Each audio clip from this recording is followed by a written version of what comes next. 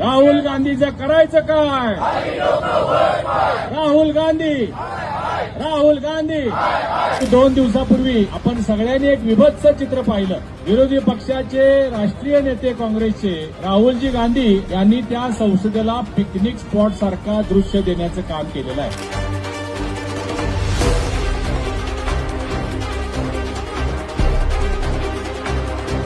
आंदोलन कसलं चालू आहे? एलपीजीचे खोटे तिथं कटआउट घेऊन काँग्रेसचे सगळे नेते मंडळी तिथं आंदोलनाला बसलेले आहेत. ठीक आहे, विरोधी पक्ष म्हणून त्यांचं काम आहे, परंतु देशामध्ये कुठंतरी गॅस सिलेंडरचा रेट वाढलाय का हो?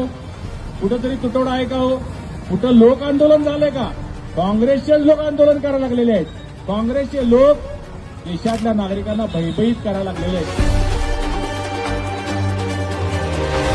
आपला देश सुरक्षित आहे आणि त्याचं फक्त एकच कारण आहे, ते आहे सन्माननीय प्रधानमंत्री मोदीजी.